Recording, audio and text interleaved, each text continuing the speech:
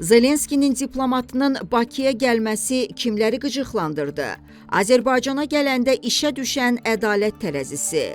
Mayın 25-də Ukraynanın Xarici İşlər Naziri Andrey Sibiqanın Azərbaycana səfəri iki tərəfli əməkdaşlığa əsaslanır. Səfərlə bağlı spekulyasiyaya yol verənlərə onu xatırladaq ki, bu iki dövlət arasında qarşılıqlı maraq doğuran məsələlərin müzakirəsi üçün dünyada qəbul edilmiş praktikadır. Buna görə də kimsə bu səfərdən narahatlıq keçirməməli və səfər də normal qarşılanmalıdır. Digər bir məsələ, Azərbaycanla Ukrayna arasında tarixən, o cümlədən müharibə illərində isti münasibətlər mövcud olub və suallar doğura biləcək hər hansı nüans yoxdur. Azərbaycanı keçmiş SSR respublikaları, o cümlədən Ukrayna ilə siyasi, iqtisadi və mədəni əlaqələr bağlayır. Lakin Ukraynalı nazirin Bakıya səfəri və səslənən bəyanatlar gözlənildiyi kimi Rusiyanın bir sıra dairələrində qıcıq və narahatçılıq doğurub. Halbuki Azərbaycan torpaqlarının 30 illik işğalı dövründə Rusiya ilə Ermənistan arasında kollektiv təhlükəsizlik müqaviləsi təşkilatı və iki tərəfli müqavilələr çərçivəsində müttəfiqlik və strateji tərəfdaşlıq münasibətləri olub. Rusiya bununla yanaşı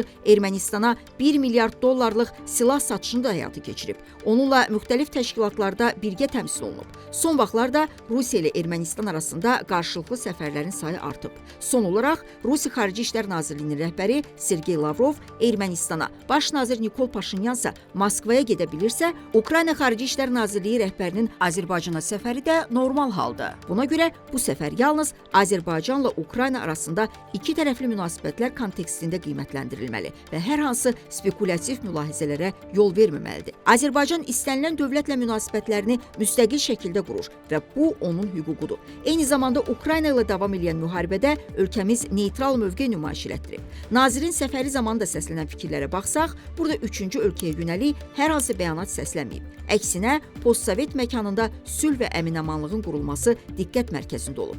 Azərbaycanla Ukrayna arasında münasibətlər hər zaman yüksək səviyyədə olub. Hər iki ölkə ərazi bütövlüyünün pozulmasından əziyyət çəkib və bu fonda da bir-birini qarşılıqlı şəkildə dəstəkləyib. Mayın 25-də Ukraynanın Xarici İşlər Naziri Andrey Sibiqanın Azərbaycana səfərinə də iki tərəfli münasibətlərin genişləndirilməsi prizmasından baxılmalıdır. Prezident İlham Əliyev tərəfindən qəbul zamanı da iki tərəfli məsələlər gündəmdə olub. Vurğulanıb ki, Azərbaycan Ukraynada müharibə başlayandan bəri bu ölkəyə humanitar yardım göstərməklə yanaşı onun bərpası prosesində fəal iştirak edib. Qarşı tərəf də bunu hər zaman dəyərləndirib. Prezident İlham Əliyev bəyan edib ki, Azərbaycan bundan sonra da Ukraynaya humanitar yardımını davam etdirəcək. Söhbət zamanı Azərbaycanın və Ukraynanın bir-birinin ərazi bütövlüyünü və suverenliyini daim dəstəklədikləri qeyd olunub. Azərbaycanın İrpen şəhərində həyata keçirdiyi layihələrin əhəmiyyəti isə xüsusi vurğulanmalıdır. Danışıqlar zamanı iki ölkə arasında iqtisadi əməkdaşlıq, biznes missiyalarının təşkili, işgüzar əlaqələri təşviq edən platformaların təkmilləşdirilməsi barədə